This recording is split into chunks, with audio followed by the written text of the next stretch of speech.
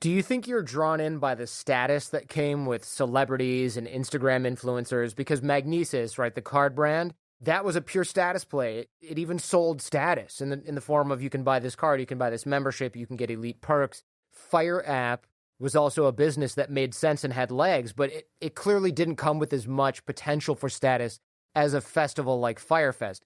I'm trying to get to the heart of what's the draw that led to the obsession or the magical thinking that got out of control in the first place.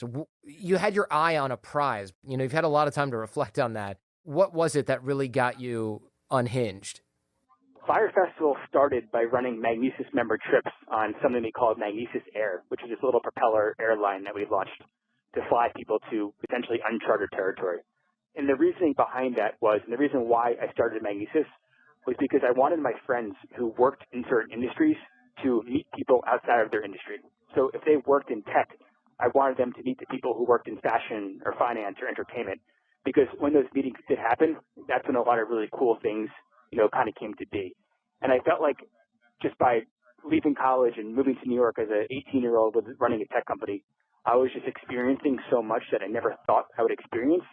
And every time something new or different would happen, or I would go through and experience something, I wanted to share it with everybody. I wanted to show my friends, my family, and guys, look what's out there. You have no idea what we found or what we're doing.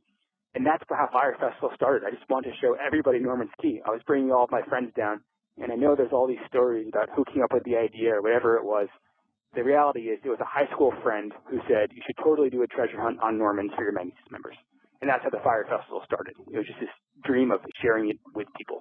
A lot of people have said, and even the court documents have said, Billy McFarland is subject to magical thinking. He's prone to magical thinking. What do you think about that? What do you have to say to those people who think that you're thinking too big?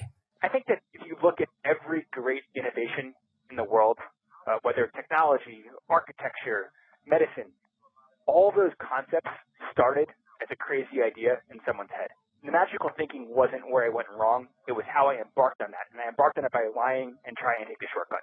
One thing JLS taught me is our brains are constantly trying to give us excuses or reasons not to take the hard path, not to put in the hard work, and not to make ourselves suffer. And that's what we need to embrace. We need to acknowledge that and say, you know what, the hard path is the right way. It's not worth it to take the shortcut to go faster because things don't work. So I made the bad decision to lie to try to get what I wanted faster than I deserved to get it. And that's where I totally fucked up.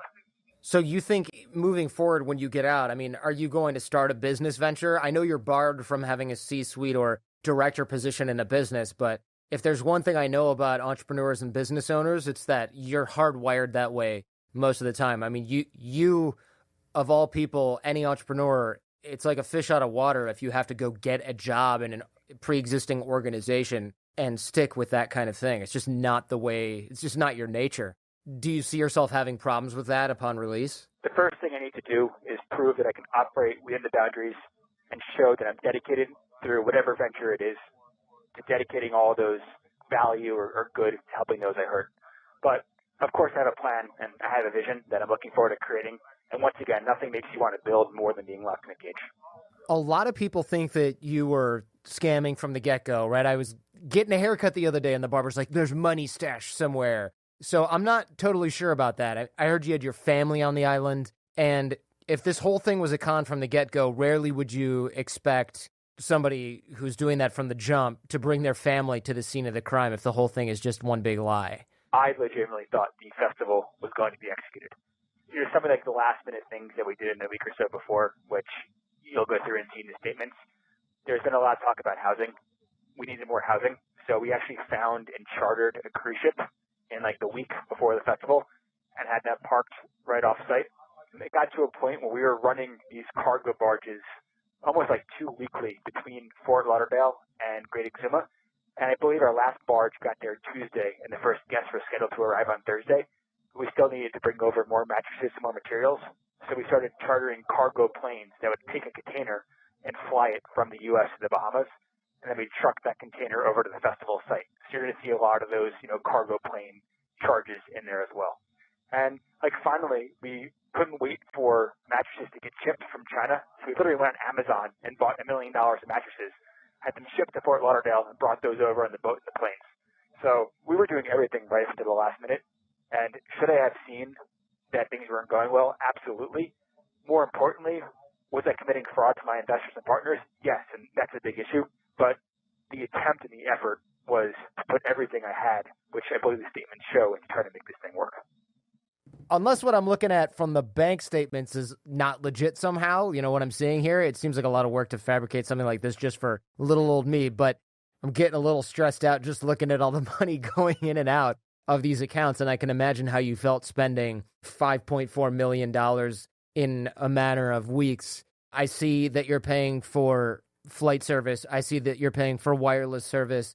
There are other charges on here that are significant that I can only imagine are to vendors.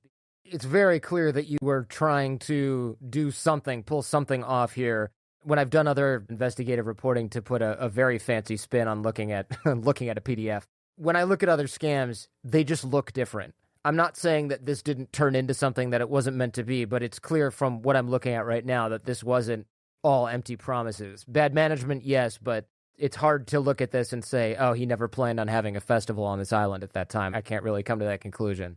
It would be impossible. But it also, you were dealing with some pretty high-flying folks looking at the names on these statements. I mean, you are obviously very convincing and well-connected. A lot of people who were supporting, I took their trust, lied to them, and violated that. And I want them to know how seriously I take that. And for everybody else, it doesn't matter, who may or may not have lost money or who was involved. Simply lying about our numbers to get more money to spend it, whether I thought it was right or wrong, that's fucked up. And I deserve to be where I am. I know I've learned, and I hope for a chance, but it's going to be a long road to get there. I just want to acknowledge that no matter how different the picture may be as to what's been portrayed, the underlying crime is bad, and there's no getting around it. What's your biggest regret, 2020 hindsight? Lying and misunderstanding the value and importance of trust, and how leading isn't about just foraging and venturing into new ground. It's about being the last person there and being the support system. So everything you say is happening at the front, happens throughout, and being the person that things can fall back on and delivering. And that's where I failed. There's really responsibility in all of these dreams and ideas, and they're not just dreams and ideas. To make them real, you need to own that responsibility. And I lost sight of that, and I'm sorry. What's one thought you want to leave people with today? I still think I don't know how to apologize. I've tried writing people letters. I've spoken to them on the phone, and rightfully so, everything has mixed results. So it's just kind of in this thought process where I know what I'm sorry for. I know what I want to say. It's probably a unique situation for every person, and I need to understand that my apologies probably won't be accepted. And if they do, eventually it'll take years and years. But I hope to show you over the next couple of years through actions and through the transparency of my intentions on making this up to you in some small way. So thank you for believing me. And one time I took advantage of you. It's fucked up. It's not going to happen again. And I'm going to dedicate myself to try to show you how seriously I take this. I really appreciate your candor here. I mean, what do you sort of dream about? I mean, of course, freedom, but is there anything like your favorite food or something like that you're just like, man, you wake up at night and you're upset you can't get a Philly cheesesteak? I'm just curious. I would do a lot of things for shrimp. I don't care how old, how frozen. I love some shrimp.